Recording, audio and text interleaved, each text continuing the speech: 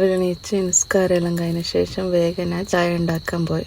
പിന്നെ കുട്ടികളുടെ ഓരോരോ രാവിലത്തെ സ്കൂളിലെ തിരക്കുകളും കാര്യങ്ങളെല്ലാം അങ്ങനെ മക്കൾക്ക് വേസ്തിരിയിലിട്ട് അവർക്ക് ചായയും കൊടുത്ത് പിന്നെ ഞാൻ മക്കളെ ലഞ്ച് ബോക്സെല്ലാം സെറ്റാക്കി അതെല്ലാം കഴുകി വൃത്തിയാക്കി വെള്ളമെല്ലാം നിറച്ച് വെച്ചു.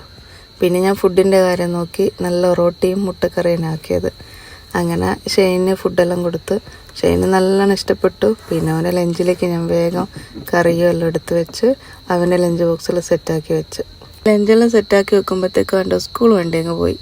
അങ്ങനെ അവനെ കൊണ്ടാക്കാനും പിന്നെ അവൻ്റെ ഉപ്പാനോട് പറഞ്ഞ് അങ്ങനെ അവൻ്റെ ഉപ്പ അവനെ സ്കൂളിലേക്ക് കൊണ്ടാക്കി കൊടുത്തു. എല്ലാം പോയ ശേഷം വീടെല്ലാം വൃത്തിയാക്കി പിന്നെ അടുക്കളയും കാര്യങ്ങളെല്ലാം നല്ല അടിപൊളിയായി സെറ്റാക്കി.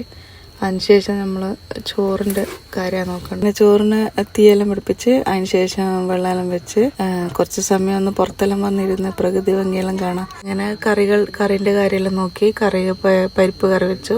ചോറിന് കൂട്ടാൻ നല്ല നാടൻ മോരും ആക്കി വെച്ച് അങ്ങനെ നമ്മൾ ബാക്കിയുള്ള പണികളെല്ലാം ഒരുക്കി. അപ്പോൾ ഇന്ന് നല്ല കുഞ്ഞൻ മത്തിയും കിട്ടീന് അതെല്ലാം എടുത്ത് കറി വെക്കാനും നോക്കി. അങ്ങനെ കറിയായി. അങ്ങനെ മീൻ കറിയും പരിപ്പും മോരും അങ്ങനെ പപ്പടവും കൂടി പൊരിക്കാമെന്ന് വിചാരിച്ച് അങ്ങനെ കുറച്ച് പപ്പടവും കൂടി പൊരിച്ചെടുത്തു.